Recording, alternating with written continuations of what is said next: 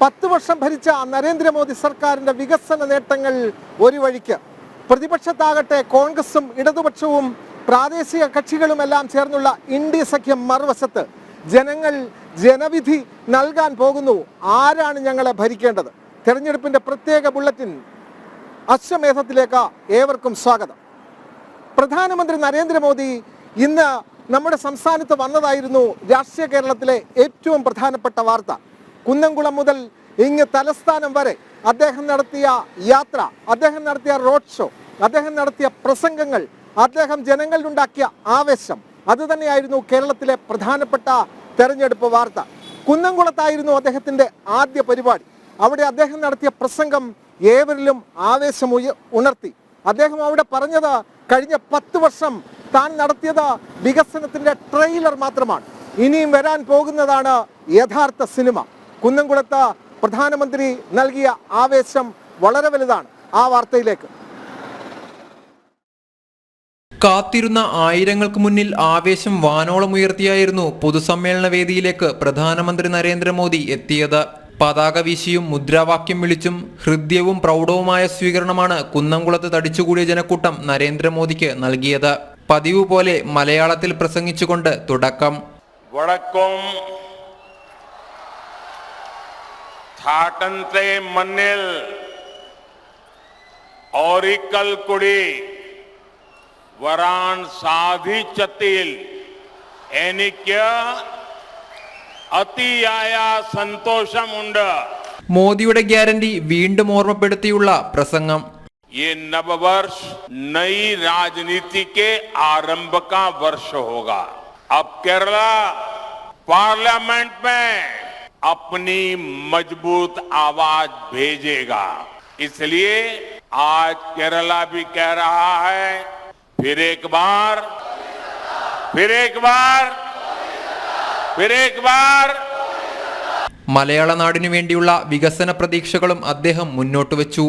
विशु के पावन अवसर पर ही बीजेपी ने अपना संकल्प पत्र जारी किया है.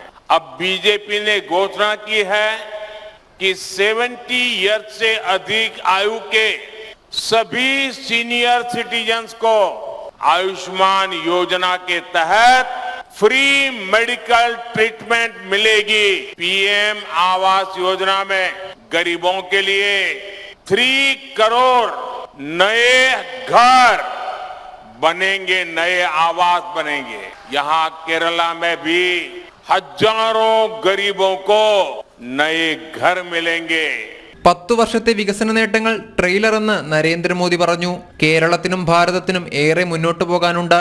കേരളത്തിലെ സർക്കാർ ജൽജീവൻ മിഷന്റെ ഗുണങ്ങൾ പ്രയോജനപ്പെടുത്തുന്നില്ല.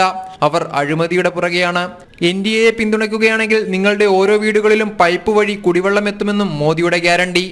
एनडीए सरकार में जल जीवन मिशन के तहत केरला में 36 लाख से ज्यादा नल से जल कनेक्शन मिले हैं. केरल में पानी का संकट ये यहाँ की सरकार की विफलता का जीता जागता सबूत है. കേരളത്തിലും മത്സ്യബന്ധന ക്ലസ്റ്ററുകൾ യാഥാർത്ഥ്യമാക്കും. ബംഗാളിലും ത്രിപുരയിലും ഇടതുപക്ഷം ആവർത്തിക്കുന്നത് വികസന വിരോധമാണ്. യുപിയിൽ സ്ഥാനം നഷ്ടപ്പെട്ടയാൾ കേരളത്തിൽ ആശ്രയം അന്വേഷിച്ചു വന്നുവെന്ന് രാഹുലിനെ പരാമർശിച്ചും അദ്ദേഹം പറഞ്ഞു. എൻഡിഎ സ്ഥാനാർത്ഥികളെ വിജയിപ്പിച്ച് തനിക്ക് പിന്തുണ നൽകണമെന്ന് അഭ്യർത്ഥിച്ചുകൊണ്ടാണ് നരേന്ദ്രമോദി പ്രസംഗം അവസാനിപ്പിച്ചത്.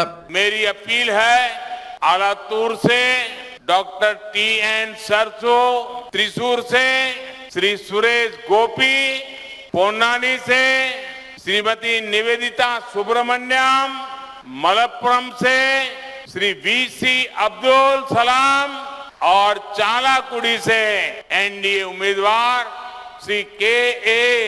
उन्नीकृष्णन, इन सबको रिकॉर्ड वीटो से जिताकर मुझे दिल्ली में मदद करने के लिए भेजिए.